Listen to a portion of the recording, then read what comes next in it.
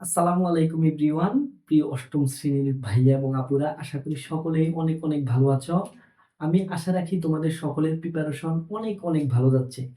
ভাইয়া আজকে তোমাকে কি বলবো, ভাইয়া আজকে তোমাদেরকে জানাবো ভাইয়া তোমার বৃত্তি পরীক্ষার প্রশ্নটা সহজ করবে নাকি কঠিন করবে। জানতে ইচ্ছে করতেছে না যে ভাইয়া বৃত্তি পরীক্ষার প্রশ্ন এবার তো প্রথম, অনেক বছর হয় নাই, আমাদেরকে দিয়ে শুরু হচ্ছে, প্রশ্নটা সহজ না কঠিন।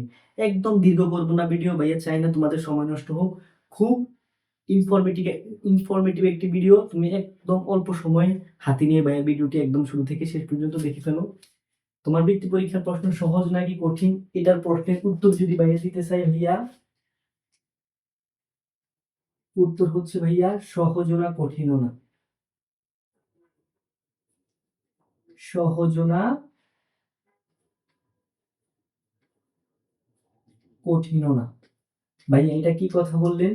বৃত্তি পরীক্ষার প্রশ্ন আপনি বললেন সহজ না কঠিন, কিন্তু সহজও করবে না কঠিনও করবে না। হ্যাঁ ভাইয়া, তুমি কোনো ঘাবড়ানোর দরকার নেই। তোমার বৃত্তি পরীক্ষার প্রশ্ন সহজও করবে না কঠিনও করবে না। তাহলে কোন ধরনের করবে? মাঝামাঝি, যেটাকে বলা হয় ভাইয়া স্ট্যান্ডার্ড। স্ট্যান্ডার্ড প্রশ্ন করবে ভাইয়া।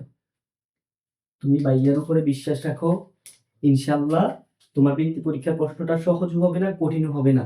যে একেবারে কিছুই পারো না, যে একেবারে সবকিছু পারো, সবার কথা চিন্তা করে তোমার প্রশ্নটা হবে স্ট্যান্ডার্ড। কি হবে ভাইয়া? স্ট্যান্ডার্ড। এখন স্ট্যান্ডার্ড কোনটাকে বোঝাচ্ছেন ভাইয়া?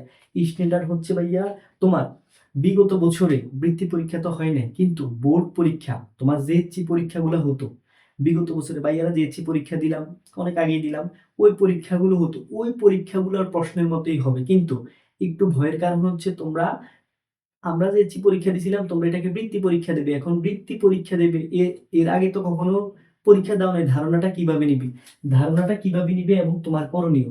দেখো ভাইয়া, তাহলে তুমি এই জিনিসটা আশা করি ক্লিয়ার হইছো। প্রশ্ন হবে স্ট্যান্ডার্ড, কিন্তু তোমার করণীয় কি নিবে?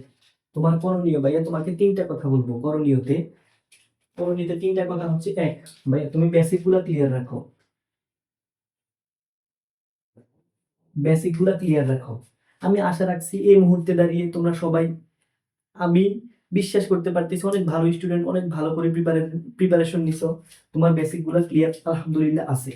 তারপরে ভাইয়া 2 নম্বর হচ্ছে প্রশ্ন ব্যাংক। ভাইয়া বেসিক মূল বইয়ের বাইরে কিছু হয় না, কিন্তু এই সময় তো তুমি ধরে ধরে মূল বই পড়ার সময় একেবারেই নেই।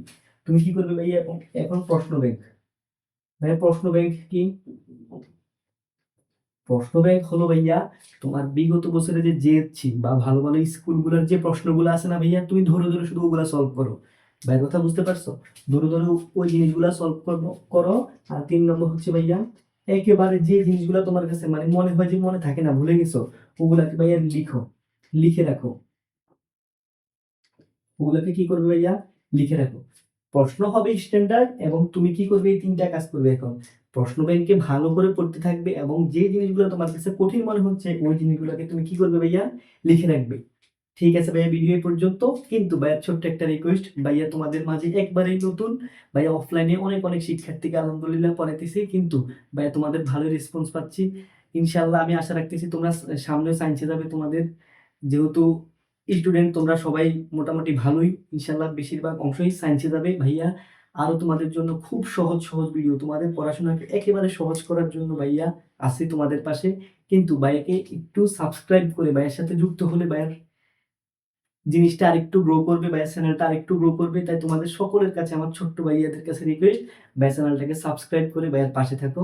সবাই সুস্থ থাকো, ভালো থাকো। আসসালামু আলাইকুম।